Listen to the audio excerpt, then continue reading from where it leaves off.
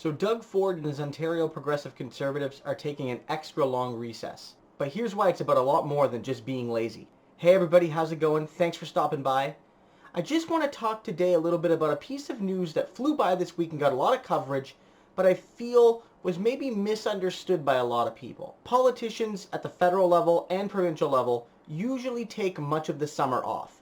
It's not that they're not working, but that they often spend a lot of their time in their constituencies. That's where they actually meet the people who voted for them. They go to the barbecues and the festivals and the fairs and the street parties and the Canada Day celebrations and on and on and on. So it's important for politicians to have that time, away from Queen's Park or away from Parliament Hill. But this recess is a bit long. They usually last just a few months. This one is lasting a very, very long 5 months. And while it is true that the Progressive Conservatives did sit early last summer, they didn't start sitting in the fall as governments often do when they're elected in the summer, but they started sitting during that same summer. The reality is that this is a very long recess.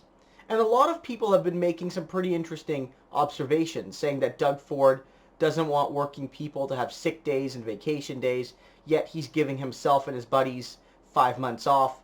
Those observations I think are fair, and they do point out a certain level of hypocrisy. But the reality is that this isn't about laziness at all. And if you think it is, I think you're missing the point. The point here isn't about who is and isn't sitting in Parliament or Queen's Park and for how long. It's really about the political ramifications this fall in the federal election. Because it's known that Doug Ford wants to see a Conservative government in Ottawa this fall. And if he wants to see that happen, he needs to help Andrew Scheer. Now, often when you're popular, you can help somebody by being in the spotlight and associating with them, legitimizing them, helping them out, helping them raise money and sign up volunteers and what have you.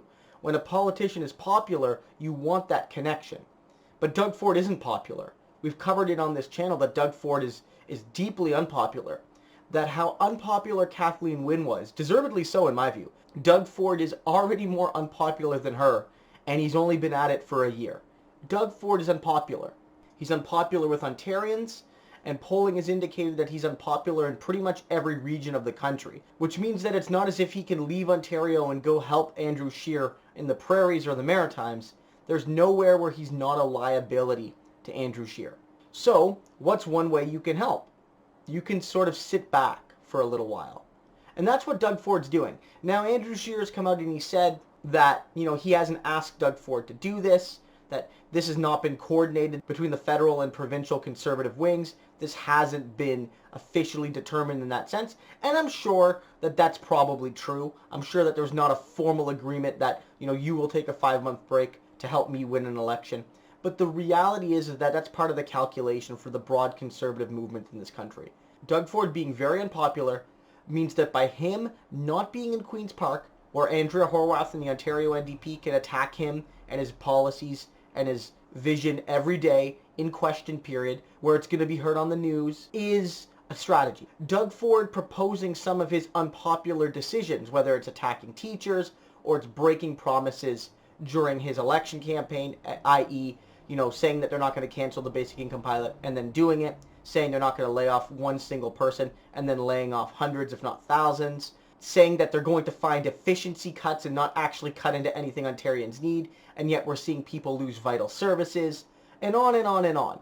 When he makes those decisions, he realizes, and his people realize, that it hurts the federal Conservatives, that it gives other parties something to attack Andrew Scheer with in the media, on social media, and at the door-to-door meetings with Ontarians. And so the reality is that Doug Ford is doing what is the best thing he can do for Andrew Scheer, which is disappear. Go into hiding, at least somewhat, for nearly half a year. And it's not a coincidence that, we're expecting a fall election, most likely, and that election will probably happen in October because it'll happen likely around the same time that the election happened in 2015, and that Doug Ford will come back just a few days potentially after the 4-year anniversary of Justin Trudeau's win in 2015. So that's where we're at. Doug Ford isn't doing this because he's lazy or because the Conservatives are lazy. I think it is fair to point out the hypocrisy about how they can take these long recesses, yet working class Ontarians can't take a sick day off.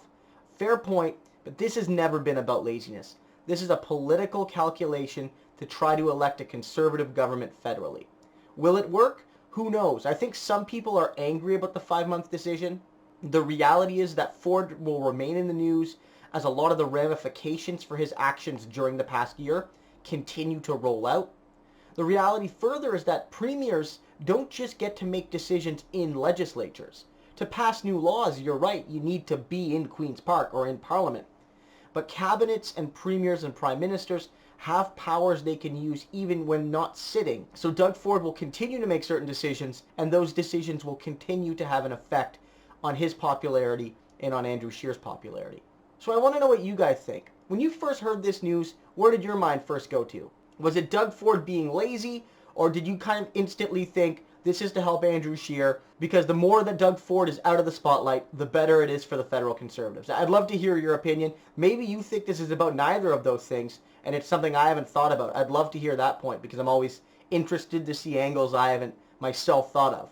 So let me know down in the comments. I'll be sure to read them all and respond when I can. So if you enjoyed this video, I would really appreciate it if you liked, commented, and subscribed. It helps to spread the message and let people know. You know, Doug Ford may not be a likable person, but when people call him lazy or stupid or anything like that, it really misses the point that Doug Ford is doing things on purpose. He has a mission.